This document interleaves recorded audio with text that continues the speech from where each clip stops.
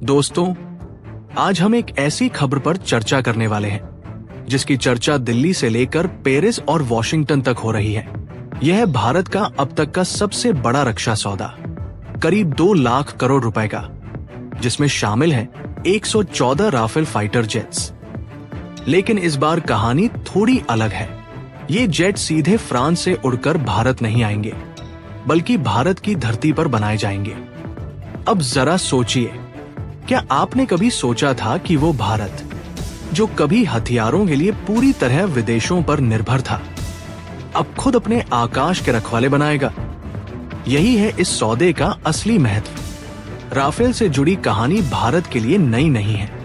कुछ साल पहले जब 36 राफेल विमान भारत आए, तो पाकिस्तान से लेकर चीन तक हर कोई हिल गया। इन विमानों ने भारत की वायुसेना को वो धार दी जिसकी कमी लंबे समय से महसूस हो रही थी।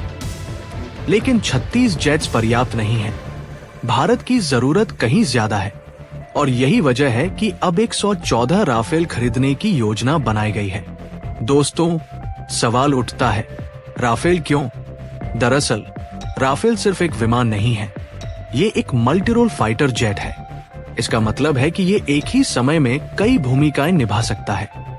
हवाई युद्ध, जमीनी हमले, टोही मिशन और यहां तक कि न्यूक्लियर हथियार तक ले जाने की क्षमता।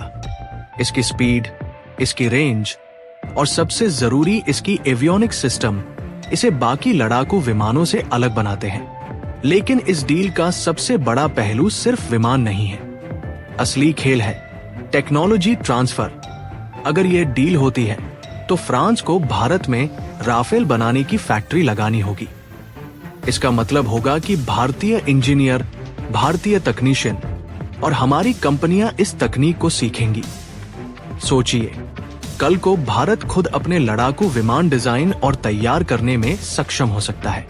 यही है आत्मनिर्भर भारत की असली पहचान। अब दोस्तों, इतना बड़ा सौदा है तो चुनौतियां भी कम नहीं है।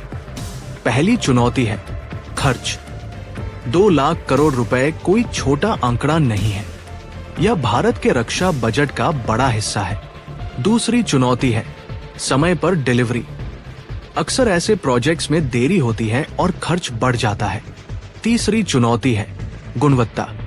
भारत में बनने वाले विमानों का स्तर वही रहना चाहिए जो फ्रांस में बना राफेल देता है, वरना पूरी योजना पर सवाल उठ जाएंगे।